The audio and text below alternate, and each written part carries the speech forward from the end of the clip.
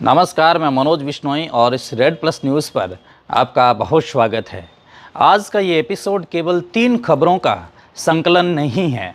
ये राजस्थान के रेगिस्तान से उठती उन आवाज़ों की गूंज है जो कभी लाश के साथ सड़क पर उतरने को मजबूर होती हैं, तो कभी देश के सबसे बड़े औद्योगिक सपनों के बीच में आकर के टकराव की एक घड़ी बन जाती हैं, और कभी नशे के खिलाफ सिस्टम की लड़ाई का चेहरा भी बनती हैं। और आज की पहली खबर शुरू इसी के साथ होती है कि बाड़मेर जिले के जहां कालबेलिया समाज के 40 वर्षीय वेदराम की मौत ने एक बार फिर से ये सवाल खड़ा कर दिया कि क्या इस देश में समानता सिर्फ जिंदा लोगों के लिए है या फिर मरने के बाद भी इसकी कोई गारंटी होती है। वेदराम की मौत अपने आप में एक दुखद घटना थी, लेकिन एक असली त्रासदी तब शुरू हुई जब उनके अंतिम संस्कार के लिए ज़मीन नहीं मिली। सोचिए ज़रा, एक परिवार के लिए जिसने अपने सदस्य को खो दिया और वह शोक में डूबा है, लेकिन उसकी पीड़ाएं इसीलिए और गहरी हो जाती हैं। यहाँ पर वह तय नहीं हो पा रहा है कि अंतिम संस्कार कहाँ होगा और कौन सी जगह होगा। कालबेलिया समाज वर्षों से वन भूमि पर अपने मृतकों का अंतिम संस्कार करता आ रहा था। ये कोई एक नई परंपरा नहीं थी, ये मजबूरी से उपजी एक व्यवस्था थी। लेकिन अब वन विभाग ने उसी भूमि पर पौधारोपण कर दिया, 4 दीवारी खड़ी कर दी और स्पष्ट कर दिया कि अब वहाँ अंतिम संस्कार की अनुमति किसी को नहीं होगी। तो सवाल ये नहीं है कि पौधारोपण गलत है, सवाल ये है कि जब व्यवस्था को ख़त्म किया जाता है तो क्या उसका विकल्प भी तैयार किया गया।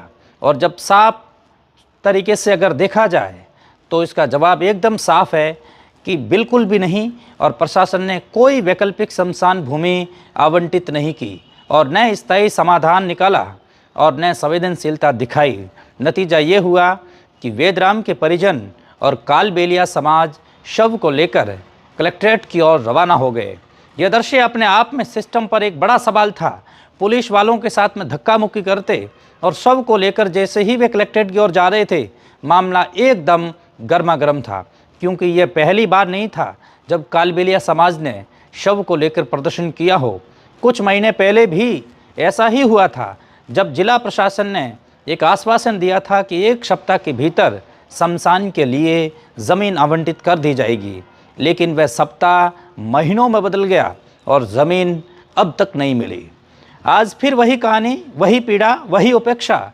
और पुलिस मौके पर पहुंची, प्रशासन हरकत में आया, समझाइश हुई, बातचीत चली और आखिरकार सहमति भी बनी। अंतिम संस्कार पुलिस प्रशासन और कालबेलिया समाज की सहमति के बाद पूरी तरीके से, पूरी विधि के विधान के साथ में करवाया गया। लेकिन सवाल आज भी जिंदा है कि क्या हर बार किसी गरीब और हाशिए पर खड़े समाज को अपने मृतक के सम्मान के लिए संघर्ष करना पड़ेगा? क्या अंतिम संस्कार जैसी बुनियादी ज़रूरत के लिए भी सड़क पर उतरना पड़ेगा? और ये खबर केवल एक समाज की नहीं, ये उस सिस्टम की संवेदनहीनता की तस्वीर है जो फाइलों में योजनाएं बनाता है, लेकिन ज़मीन पर इंसान की पीड़ा को भूल जाता है। और इसी राजस्थान से जुड़ी आज हम आपको दूसरी खबर के लिए ले चलते हैं। बालोतरा पचपदरा रिफाइनरी की ओर, जो देश के सबसे बड़े औद्योगिक प्रोजेक्ट में से एक मानी जाती है। ये खबर बालोतरा से है और ये खबर आपको ऐसे दर्शा रहे हैं कि जहां पर 15 जनवरी को प्रधानमंत्री नरेंद्र मोदी की उद्घाटन की संभावनाएं जताई जा रही है। प्रधानमंत्री 15 जनवरी को रिफाइनरी का उद्घाटन करने के लिए आने वाले हैं, लेकिन उद्घाटन से पहले ही वहां तनाव की तस्वीरें सामने आई हैं। रिफाइनरी परिसर में सिक्योरिटी टीम और टाटा कंपनी के कार्मिक आमने सामने आ गए और कुछ दिन पहले एक सिक्योरिटी गार्ड के साथ मारपीट की घटना हुई थी, जिसकी जांच के लिए पुलिस मौके पर पहुंची थी। लेकिन जांच के दौरान हालात बिगड़ गए। सिक्योरिटी इंचार्ज पर अभद्र व्यवहार के आरोप लगे। टाटा कंपनी के कर्मचारियों ने विरोध शुरू कर दिया, हंगामा हुआ, नारेबाजी हुई और स्थिति इतनी तनावपूर्वक हो गई कि पचपदरा पुलिस के साथ साथ एसटीएफ को भी मौके पर पहुंचना पड़ा। अब सवाल यह है कि जब एक ऐसा प्रोजेक्ट जिसे विकास का प्रतीक बताया जा रहा है, माना भी जा रहा है, और जहां देश के प्रधानमंत्री के आने की तैयारी है, कह रहे हैं कि 15 जनवरी तक पहुंचने की उम्मीद है और वे इनका उद्घाटन भी करेंगे, वहाँ अगर सुरक्षाकर्मी खुद को असुरक्षित महसूस कर रहे हैं या जो कर रहे हैं या कंपनी व सिक्योरिटी एजेंसी के बीच टकराव की स्थिति बन रही है, तो केवल एक आंतरिक विवाद नहीं रह जाता, यह एक चेतावनी बन जाती है। क्योंकि बड़े प्रोजेक्ट केवल मशीनों और मशीनरी से जुड़े हुए चीज़ों से नहीं चलते हैं, वे इंसानों से चलते हैं। और अगर इंसानों के बीच में संवाद टूटता है तो विकास की नींव है वो भी डगमगाने लगती है। पुलिस ने मौके पर पहुंच करके स्थिति को शांत करा दिया, लेकिन बड़ा सवाल यह है कि क्या इस घटना की निष्पक्ष जांच होगी या उद्घाटन की जल्दबाजी में इसे दबा दिया जाएगा। और अब तीसरी खबर की ओर ले चलते हैं, जो पहली नज़र में राहत की लगती है, लेकिन अपने भीतर एक लंबी लड़ाई को पूरी तरीके से कहानी के रूप में समेटे हुए हैं। बाड़मेर जिले के विभिन्न थानों में दर्ज 36 मामलों में जब्त किए गए मादक पदार्थों को आज पुलिस ने कोर्ट के आदेशानुसार एक पूरी कमेटी की निगरानी में पुलिस फायरिंग रेंज में जलाकर उन मादक पदार्थों को नष्ट किया गया। इस निस्तारण में कुल 4 क्विंटल 48 किलोग्राम डोडा और 365.62 ग्राम स्मैक, 90 ग्राम एमडी और 15 किलो 504 ग्राम नशीला पाउडर, 853 टैबलेट और 233 इंजेक्शन शामिल थे, जिनकी अनुमानित कीमत 1,46,00,000 रुपये बताई जा रही हैं।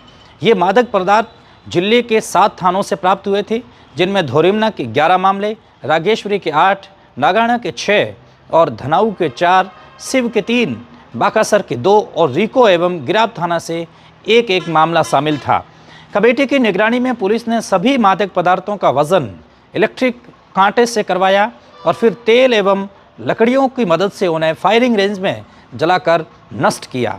इस दौरान एसपी नरेंद्र सिंह मीणा, एएसपी नीतीश आर्य, डीएसपी रमेश कुमार और पुलिस लाइन के सीआई मनोहर लाल और धोरिमना के थाना अधिकारी दीप सिंह, शिव के थाना अधिकारी सत्यप्रकाश और जिला मालखाना प्रभारी और संबंधित थानों के मालखाना प्रभारी भी मौजूद रहे। एएसपी नरेंद्र मीणा ने बताया कि लंबे समय से थानों के मालखानों में रखे मादक पदार्थों का निस्तारण होने से अब मालखानों में पर्याप्त जगह बन गई है और आने वाले समय में जब्त किए जाने वाले अन्य मादक पदार्थों को सुरक्षित रखा जा सकेगा। ये कार्रवाई सिस्टम की सक्रियता को दिखाती है, लेकिन इसके साथ ये भी सवाल उठाती हैं कि इतने बड़े पैमाने पर नशा आखिरकार कहाँ से आ रहा है, इसकी सप्लाई चेन कौन चला रहा है और कब तक छोटे मामलों में जब्ती दिखाकर बड़े नेटवर्क पर कार्रवाई नहीं की जाएगी। आज ये तीनों खबर मिलकर के एक बड़ी तस्वीर बनाती हैं कि एक तरफ वह समाज है जिसे मरने के बाद भी सम्मान के लिए संघर्ष करना पड़ता है, दूसरी तरफ वह विकास है जिसके रास्ते संवाद और अनुशासन की कमी खड़ी हो जाती है, और तीसरी तरफ वह लड़ाई है जो नशे के खिलाफ लड़ी जा रही है। हाल ही में बाड़मेर में इसी नशे के खिलाफ एक आंदोलन भी किया जा रहा है, लेकिन अभी सारी लड़ाइयाँ अधूरी है। ये सवाल बार बार उठता है कि क्या हमारा सिस्टम केवल घटना के बाद सक्रिय होता है या घटना से पहले संवेदनशील बनने की क्षमता भी रखता है। कालबेलिया समाज आज भी स्थायी समाधान का इंतजार कर रहा है। पचपदरा रिफाइनरी आज भी बेहतरीन संवाद और व्यवस्था की मांग कर रही है, और बाड़मेर आज भी नशे के खिलाफ एक लड़ाई लड़ना चाहता है और लड़ भी रहा है। यही आज का राजस्थान है और यही राजस्थान का बाड़मेर है और यही आज का भारत है, जहाँ विकास, विरोध और व्यवस्था की परीक्षा एक साथ चल रही है और जहाँ सवाल पूछना ज़रूरी है, क्योंकि सवाल ही लोकतंत्र की असली ताकत है। इस पूरे एपिसोड के अंदर इतना ही। अगर एपिसोड अच्छा लगा है तो इस खबर को ज़रूर शेयर करें। रेड प्लस न्यूज़ से जुड़ने के लिए बहुत शुक्रिया।